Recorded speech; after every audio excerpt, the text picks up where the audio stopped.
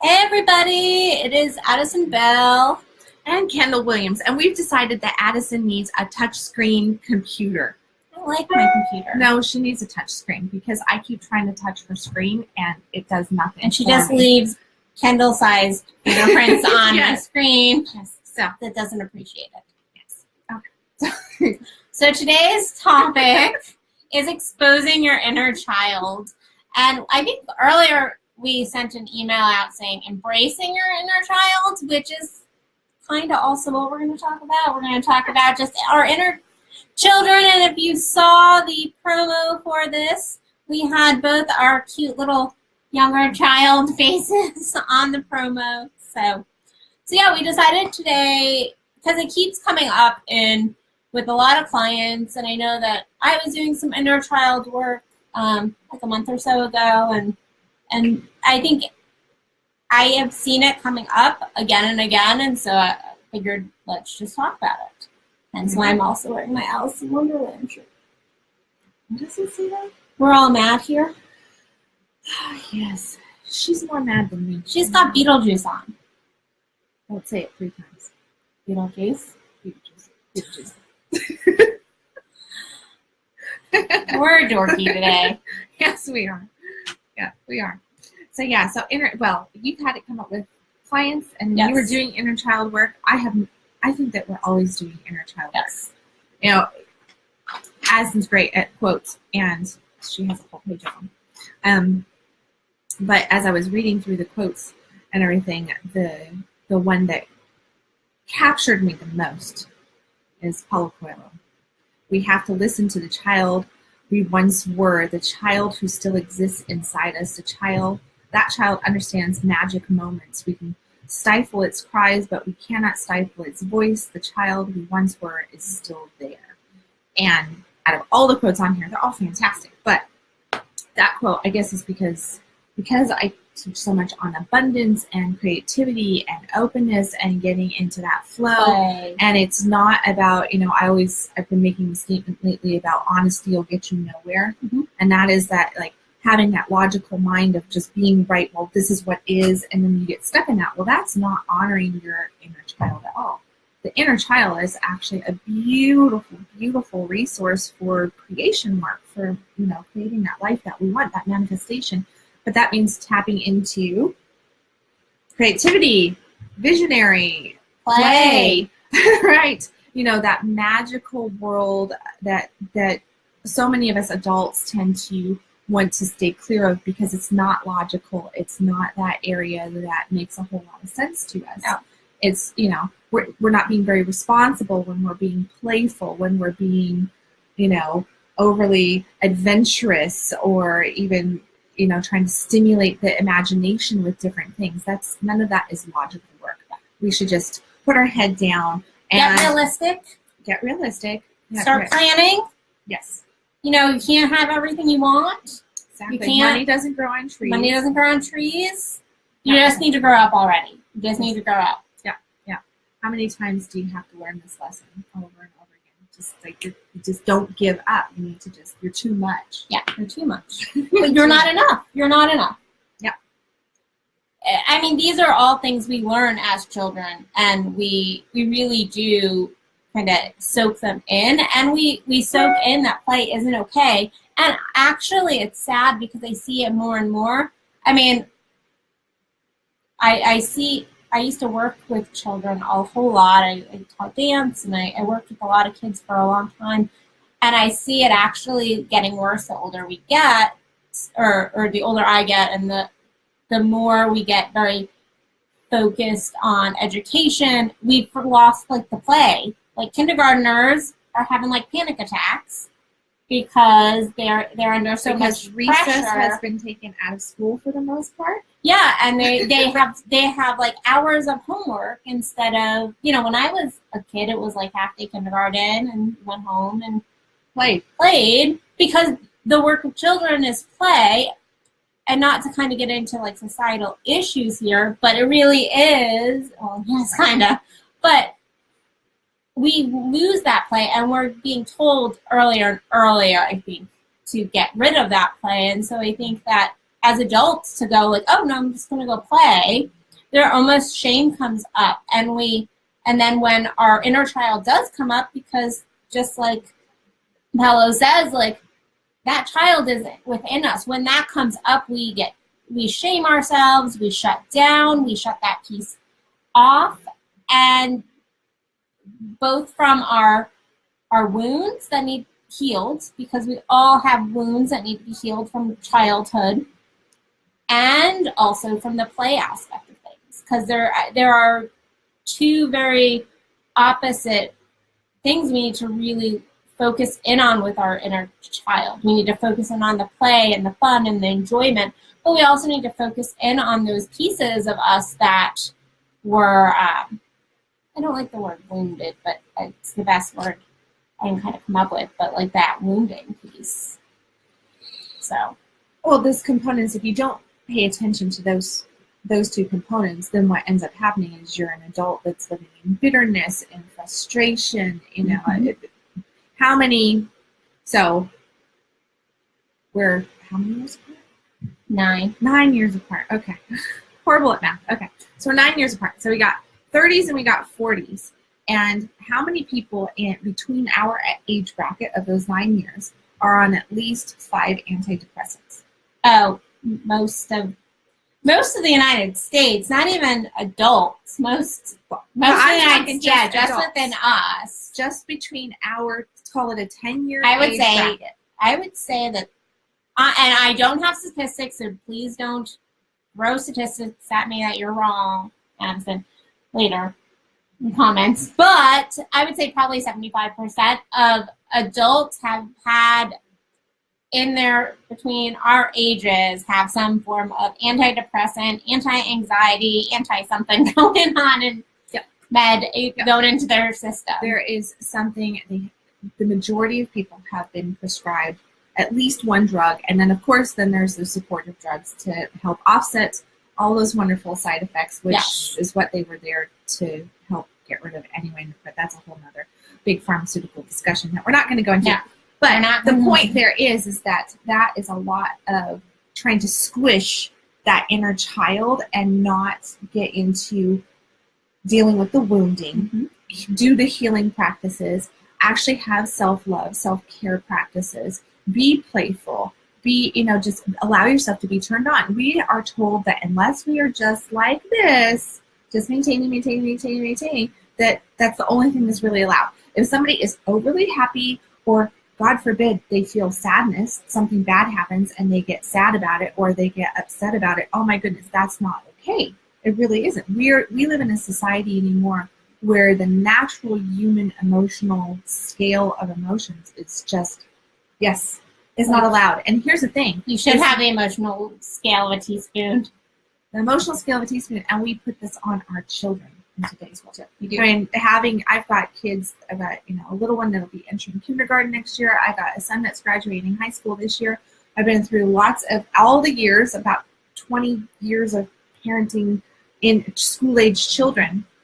And over the course of that time, I've literally watched this pressure increase, and it been created more and more to the point that by the time you're 18, you need to have all your shit figured out. You've got to know exactly what you want to do for the rest of your life. You need to have, I'm like, I don't even trust this person to vote.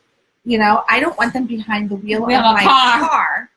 And I'm like, I just got comfortable with okay, you can oversee this, you can oversee that. But making major life decisions when their frontal lobe is not even developed, which guess what the frontal lobe does? It's the place of logic and reason, okay? Which technically it's not even developed till almost 30 years old.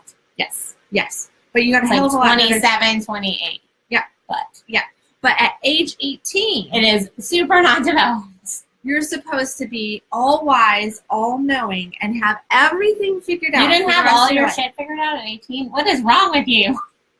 No, I know. It took me till I was 30. I thought I had all my shit figured out, and then I got to be like 25 and went, oh, maybe I don't. Exactly. Let's just change our whole life. Exactly. By the time I was 30, 31, that's where I really settled into knowing what I wanted, because I knew myself more then. Yes. Up until then, I did not have a freaking clue about anything. It was more of self-discovery. Was blessed with non-normal parents. Non-normal parents, not I was average. blessed with very normal parents. So yeah, so I had that viewpoint of that I could go and make these changes, that my life, what I didn't have to have my shit in order by the time I was 18. I was a fantastic student, graduated high school 2 years early, great grades, had all these big plans, and then I got to 18 and I hit, what's it called, senioritis, even though I wasn't a senior because I was out of school already 2 years, but at 18 I just went, I don't want anything to do with this life, and I completely just derailed everything and went a direction that, looking back, me of 40 just says, no, I shouldn't have done that. But that's the logical me, right? Then it was just I needed to go and explore and experience and do whatever that was. And what I see happening in today's world, like with my 18-year-old son, is that the pressure is so intense that he's got himself in this anxiety wrapped up where he's now got sleeping issues. He's not exercising the way and his is a boy that he exercises faithfully, but he's not doing his exercise. Actually quit his job because he's trying to make sure that his schooling is completely taken care of, even though all the stuff that he's trying to pass in school has nothing to do with anything that he wants for his life. Mm-hmm. And he lost all the play in his life. All the play. He's not doing anything that he actually enjoys doing for the most part. I mean, like 80% of his play is gone because he's like, Mom, you just don't understand. I have to have this put together. I have to have that. And I'm like, take the next 2 years off and go travel the world, honey. Like, go do this, go do that. And he's like, oh, I can't. Everybody's telling me I have to have this. I'm like, seriously, when you're 20 and when you're 40, you're going to want something completely different when you're 40 than when you're 20. Yes, I completely agree. And I think that, I mean, play is so important, and really, what a better time to play when you really don't know what you want. I mean, because you're right, but at 40, I haven't hit 40 yet, but I hope to, at 30, I'm more knowledgeable of what I want than I was at 20. And so what a better As you get older, you have wiser play. Yes, you have wiser play. But go learn you. Yeah, and so yeah, I think we squash that play, and then we continue to squash it throughout our life, and we never find it. And then along with that play, we also squash those parts of us that might need healed.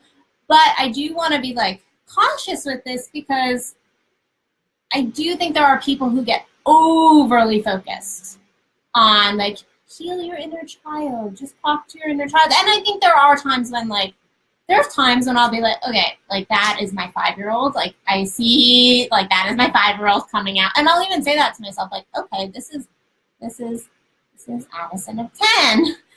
I notice because I know where some of my wounding happened, where some of my stuff comes from, because we all have this stuff. If you say you don't, then you might need to go do some inner child work. I have no inner child issues. Okay. Okay. Completely kidding. Probably not throw you under the bus. Right before we started this live, I was going through some inner child issues. And your inner child triggered my inner child, because we do have. Well, now technically speaking, your inner child triggered my inner child, which we triggered mine. Okay. Just kidding. Okay. Anyway. But who's keeping tabs anyway, right? I am. Yes. Inner child.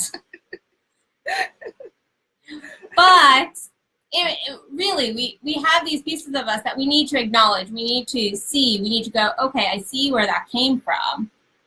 Because if we don't do any exploration of where this came from, then I think we are missing some vital information. But at the same time, not getting stuck in that, because then we get if we get into stuck victim. in it, then it's the victim, because it's kind of like if you over baby a child, you give them everything that they want, so you're constantly, they fall down and you're like, oh, before they ever hit the ground. Then the child's crying even more. It's a bigger drama, all this different stuff. Or they never get told no. They never get told this. They never get told that. If we over baby our inner child, then in essence we're kind of creating. Then we become inner children. Right, because then not we in a go good into, way. and that's that victim mode of like, well, it's got to be my way or no way. And there is a place that you have to go, okay, this is my child, and I get to choose. I get to choose to be the adult right now. So, like, this is a stupid example. I'm going to pick on one of your children because I don't have any children. Go for it. But, like, I was over a couple days ago, and your youngest wanted M&Ms. And you were like, no, you cannot, like, you're cut off. Your M&M cut off. Like, you had enough. And he just... We're potty training. Yeah. And he was upset. Well, if you did that as an adult, and you're like, well, no, I want M&Ms. Now I want M&Ms for dinner. Now I want like...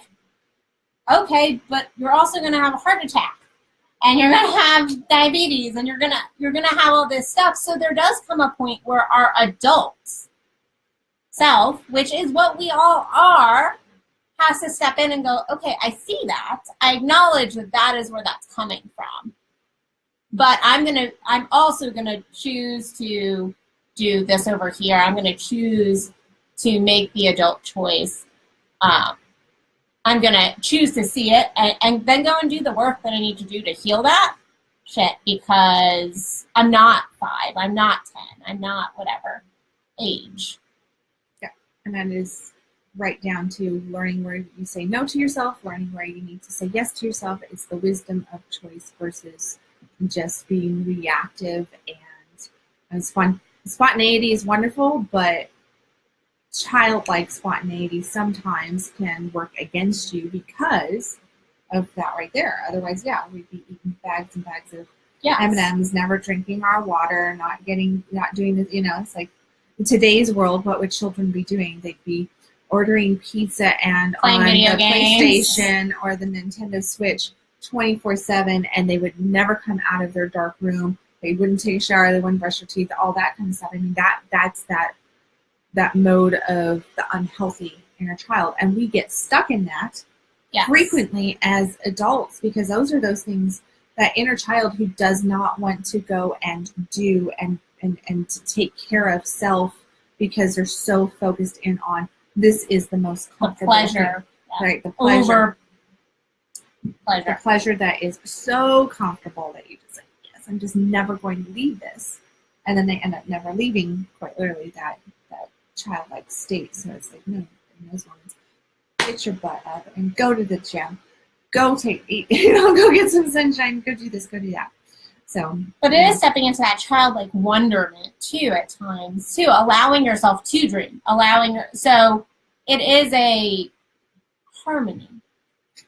We don't like the word balance here on Free Spirit Talks, so we'll use it for harmony.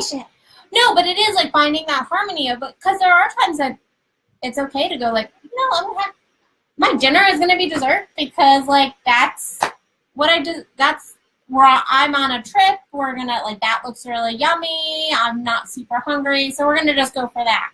Like, that's okay sometimes. But sometimes that's okay.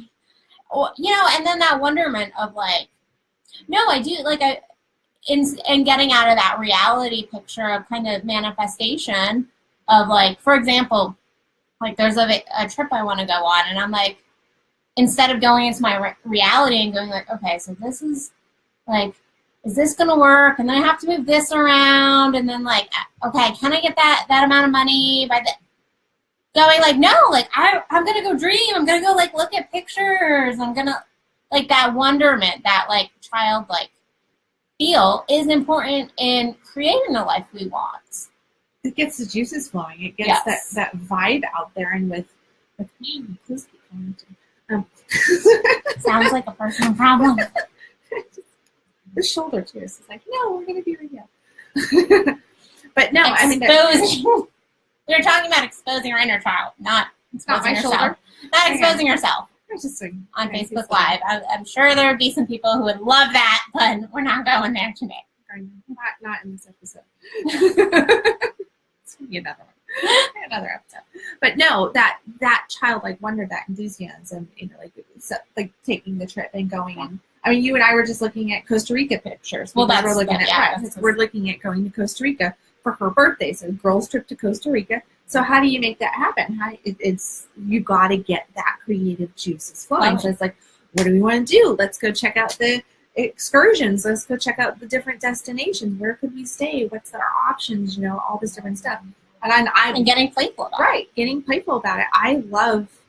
Half the stuff that I create in life and in my work is based on a trip, quite literally, because I love to travel. So if you looked at my personal plans for the year, she sees most. I think it's amazing. I think it's awesome. I'm going here. I'm going there. It inspires me. I'm going there. And then I just work my butt off, but in a more playful, jazzed up way, because I have this creative, fun thing that I'm working towards. And it just makes life more enjoyable, the experience, because that's all we ever have is the experience of the now. Mm-hmm. But if the now is just like,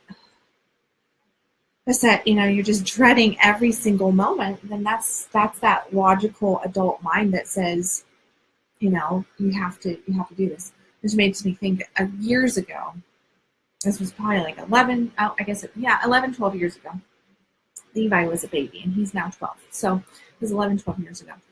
I remember my father-in-law coming up to the door, and we were going through some tremendous financial issues, and we were looking at moving, and here I was, 5 kids, and basically it really sucked. It did. It sucked. But I remember my father-in-law coming up to the door, and we had some conversation, and the end of the conversation, he made this statement to me. And I wanted to hit him in the moment, and it's like one of those statements that just has stuck with me. And his statement was, when you have children, when you have a family, you can't just go do what you want to do. You have to put to the side everything that you want, and you have to make sure that everything for them is taken care of. Now, I understand the point that he's making. You need to be responsible. You need to make sure that all means are taken care of, blah, blah, blah, blah, blah. Otherwise, you're acting in the irresponsible inner child format. But with that, if you completely lock it down to just duty thinking, that responsibility duty thinking, life loses its luster. Yes. It loses everything. And then you're on 5 antidepressants and all this different stuff, and you just don't want to get up in the morning. And you stop caring about yourself, and you stop doing this, and you stop doing that, and it's just like, I just got to do this, I got to do that. And guess what?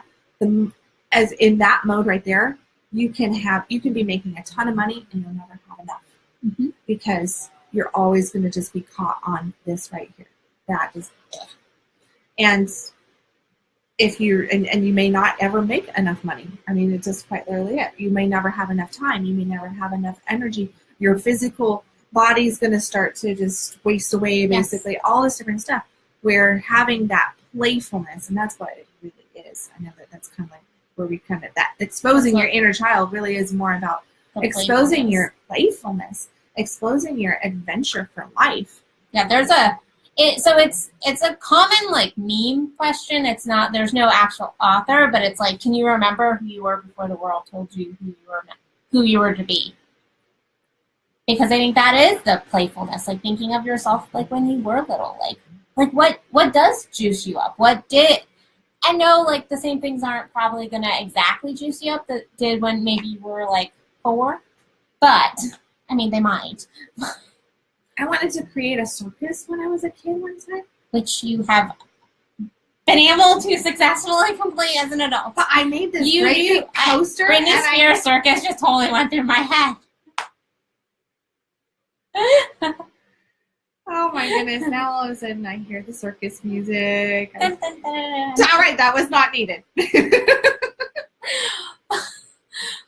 But, I mean, really, the things that juiced you up when you were little, we were told, so often you're told, oh, stop that. Even as, adult or teenagers, I know, so I actually started, college as a dance major. I was going to be a dance major, and I heard from so many people that was irresponsible, and that's playful, and that's childish, And I know artists that get the same thing. Anything that has a sense of play, we as society do not value it. Shut it down. We shut it down. We do not value it. And then we do the same thing with any of like that child, and again, use the word wounding. I don't like the word wounding, but again, it's the only thing that's like coming to mind. But like the childish wounding, we do the same thing. We just like suppress all of it, the play and the wounding, and we end up doing more harm. I actually have an article coming out tomorrow. It's ready. It just needs to get published. But it is about. It's about like our wounding and how it comes up. So acknowledging it, seeing it, because often if we run from it, what ends up happening is we ruin relationships. We end up acting from ego, because that's exactly what ends up happening. Our inner child is our ego too, and we end up like reacting, and then also. And we still might react, we still might have that moment, but then to go back and go like, I'm really sorry, like this is what was happening, can be helpful in a relationship. It can be helpful and to yourself to just see, okay, well, I see that. Let me not continue to go down that childish path, or to align with my ego, basically, in that state. So yes, that is my wise words. It's your wise words? It's my wise words. There was another. Because kind of an example almost, and I'll throw myself under the bus. There was a couple weeks ago, and I had. Sorry, I just heard the bus going beep, beep, beep. Yeah, it's backing up. Oh, it's backing up. Yeah. Well, you did circus music. I got the bus. Okay. Anyway, but so I had a, I don't want to call it a disagreement. It was a disagreement with somebody, but I get really, one of my childish wounding is that I feel like I always am wrong. No matter if I am wrong or not wrong, I feel like I'm wrong. Like, I'm sorry. I get really upset at myself. And it is seeing that and going like, okay, I see the child part of me right there, and going like, okay, I see where I totally just dropped into being like a 10-year-old in that state because of what what we learn as we get older is, I mean, we do kind of build our own home, lack of a better word. Like it's layers. We build layers of ourselves up, and to go, okay, I see that layer that isn't able to go, no, here is what I actually felt, and here I might still be sorry, but here is what was going on for me. That is a childhood wound, and that's something for me to recognize when it happens. And I've done a whole lot of work on that, and I feel like I'm much better at it than I used to be, but it is recognizing where those wounds are, because especially when we are in very ego kind of driven places, you'll see them come up more and more. So yeah, when we get very reactive to things, then all of a sudden yeah, because that's that child that comes up and will just completely, the ego's gonna lash out and be, that's my ball, I'm going home. I mean, that's putting in that child like, it's my ball, I'm taking it and I'm going home, and that's that. And you run away with your ball, and that's that. But that's that reactive mode, and all of a sudden I know what you're laughing about. Like, okay. Thank you for driving over my bus. She just totally took my childhood wounding place and was like, oh, let me just back over that shit. The building her personality possibly before. Yes, I agree, Kat.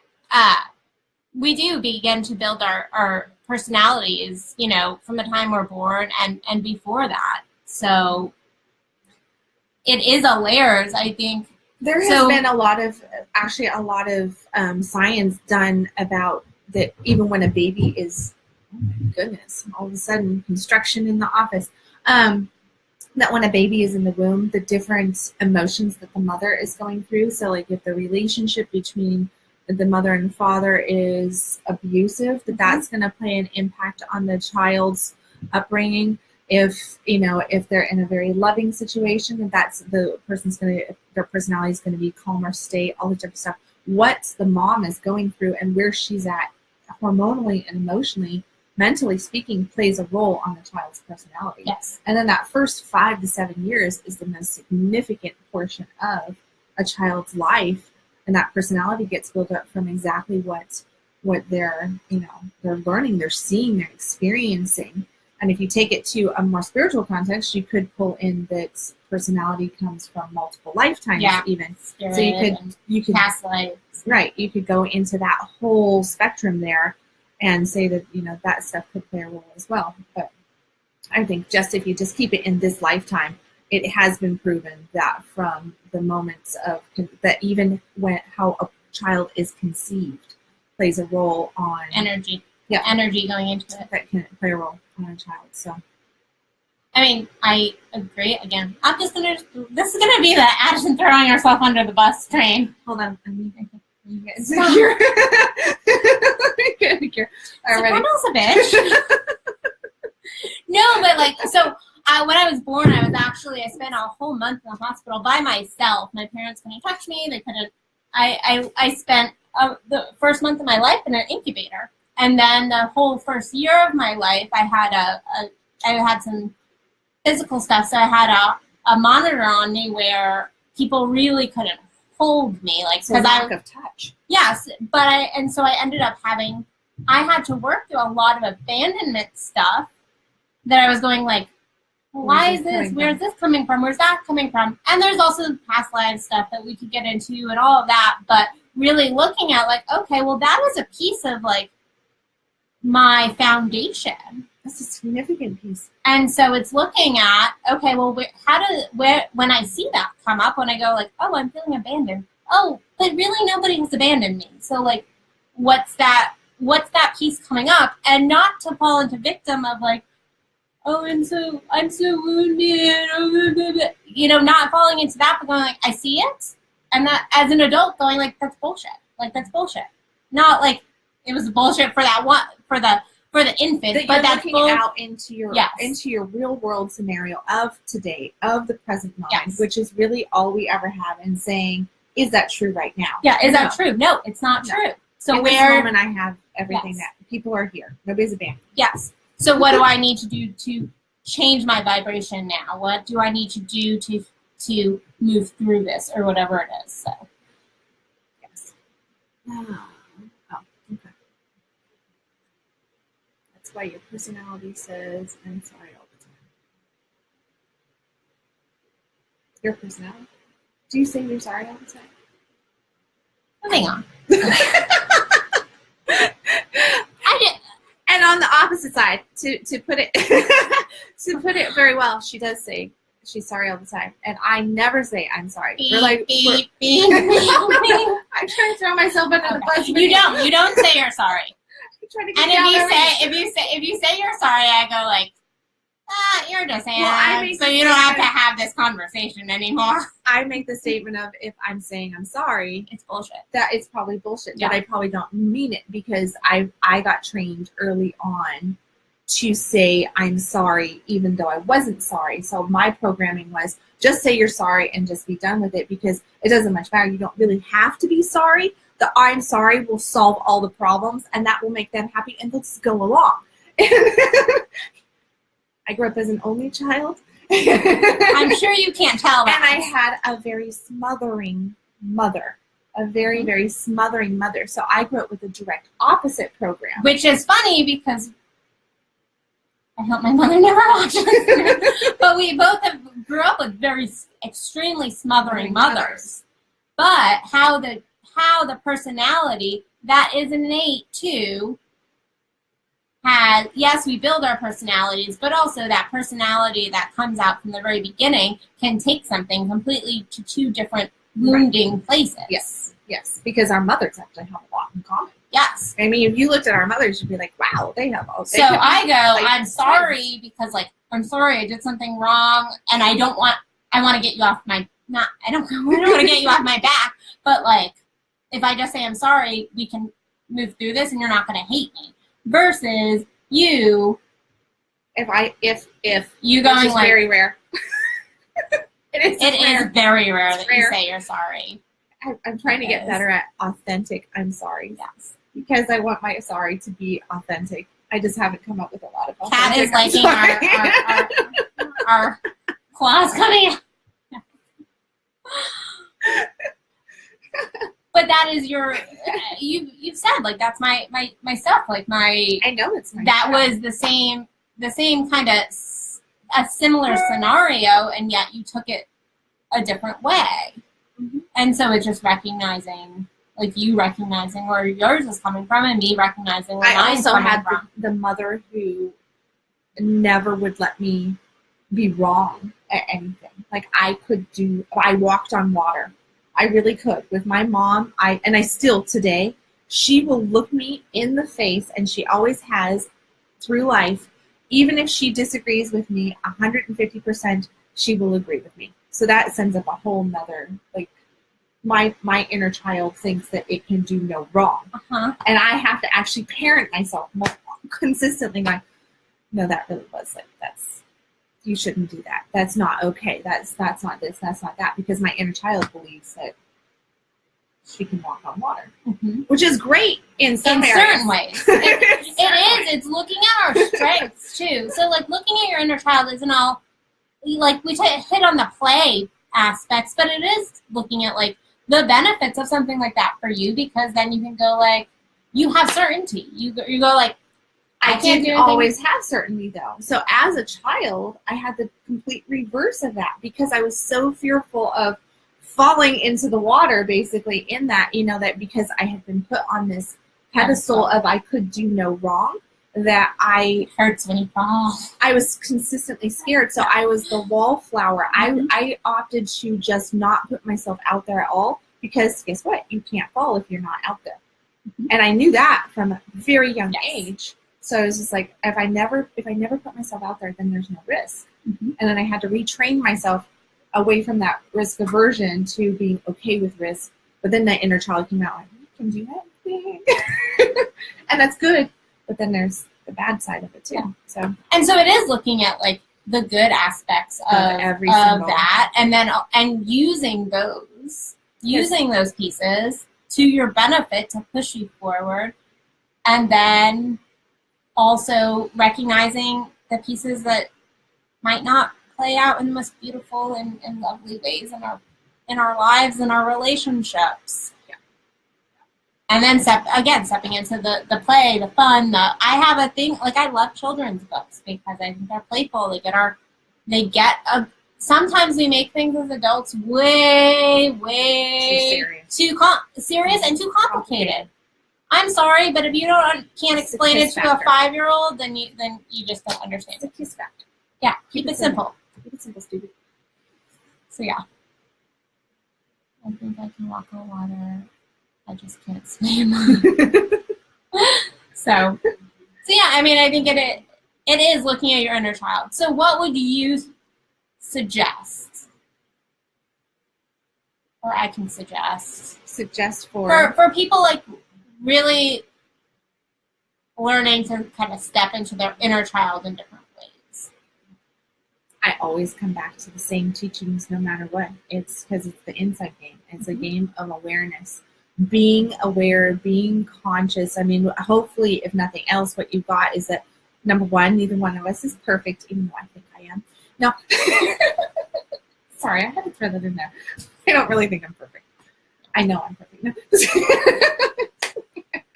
No. And here's her inner playful child.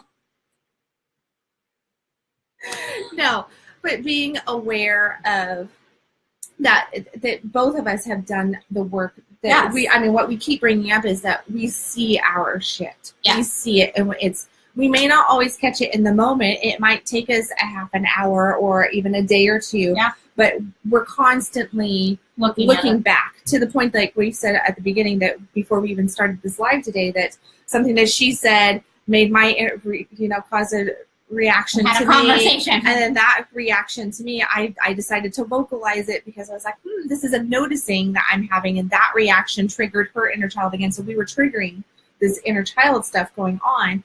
And but what we were doing in that was that we weren't fighting about anything. We weren't even mad about anything. It was this awareness for both of us. So we were going through this, like, well, that makes me aware of this, and that I was saying to her, I've become more aware of this because I'm now noticing, because this has happened multiple times. So it's this an awareness game, and that right there, I think, is, to me, the biggest. Yeah, the biggest thing. Sharing, but not blaming. Sharing, you did this. It's not right, because it's often not anybody's fault. Yeah. If you take responsibility for what you're feeling in any situation, then you can look at it from this, what I refer to as the witness perspective, and looking at it from that, and kind of looking at it from God's perspective almost, because you're looking down at the scenario and go, wow, I experienced that, and I reacted like that. Okay, that's not how I wanted to react. Where did that come from? Where are these feelings coming from? There's not a reason for it in this moment. I know that that's bullshit for this moment. Yes. But being aware of what you're feeling, actually stating it to self or sometimes to somebody else, that, like, this is what that brought up inside of me. And just being able to have, in that time, a mature conversation with self or other, so that you can just move through it. Yeah, without your ego. If you're not aware to it, you cannot tap into, you can't heal the wound, and you can't tap into the beauty of that aspect of yourself, so that you can learn how to walk on water, right? It's like there's good and bad to every single scenario of our inner child. And I think I would suggest, same, pretty much very similar. I'm right on with everything you just said. I know, I'm always right. No. You're wrong. You're wrong on all of that. No. If you notice yourself getting caught in a pattern of, like, say, abandonment, or you're noticing you're biting someone's head off, and it's always a similar situation. Like, I used to suggest people do even, like, a journaling, and going, like, okay, well, where did this show up in my childhood? Like, where, not dropping into complete victimhood, but literally just taking, like, a little time and, like, going, like, where is this coming from? Where has this stemmed from? Where am I developing this from? And thinking outside of just the last, adult period of time. Because a lot of our patterns get pretty ingrained early on, and then doing the work. Under the age of 7, that's where the majority of it comes from. So this is what I have learned also. If you are the only person in the situation who practices self-awareness, you learn to steer others to become aware too. Yes. Or those people will just, or they'll veer off from you. Yeah. It'll either sever the relationship, or awareness seeds will be ignited for sure. Yes. Well, I think that kind of I think we got it. Yeah. So thank you all for comments and likes and everything that's kind of popped up. We really appreciate it. Please like, share. Definitely share. Hit the little share button. The way Facebook operates is that if a show like this is shared, then Facebook says, oh, that's valuable. People want to see it. And if we get the more shares, then the more Facebook actually supports us. And that puts it out there. And that really helps us just keep doing these every couple weeks and sharing content to everybody out there, and also being able to have good conversations. So share button is the most valuable thing that you can give back. Yes.